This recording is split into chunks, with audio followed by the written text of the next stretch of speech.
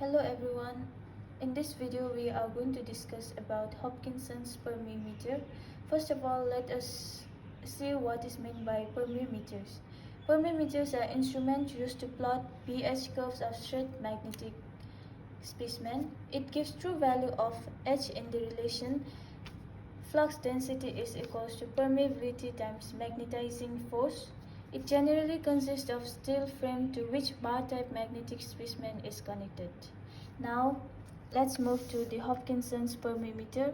It is also called as bar and yoke method, and this is the diagram of bar and yoke method.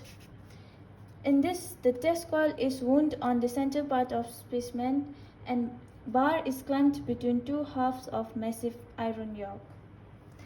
This method is used for testing of bar specimens, and the demagnetizing effect is largely eliminated by use of heavy session yokes. A such coil is wound around the bar specimen at its center, and the bar is then clamped between the two halves of a massive iron yoke, whose reluctance is small compared with that of the specimen as shown in this figure, and the magnetizing winding is fixed inside the yoke. So now we will be looking at some of the formulas, and these are the general denotations for the formulas.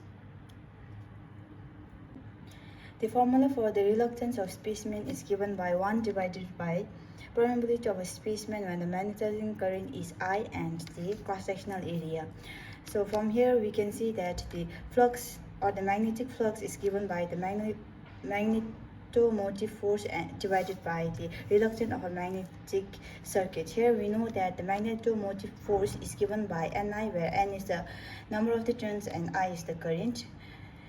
And the reluctance of a magnetic circuit is given by the reluctance of a yoke, the reluctance of a joint between the bar specimen and the yoke, and the reluctance of a specimen.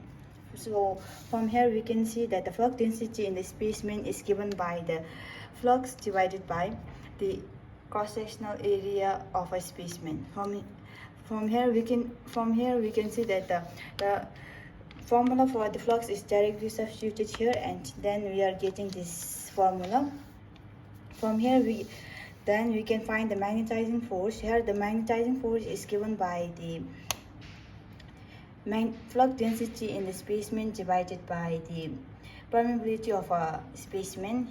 So when we substitute this one in this equation, we will get this equation. So from here, let us say that M is the reluctance of a yoke and joint divided by the reluctance of the specimen. So the reluctance of a yoke and joint is given by Sy is the reluctance of a yoke, and the Sg is the reluctance of a joint. So divided by the reluctance of the specimen is given by L divided by permeability and the times the area.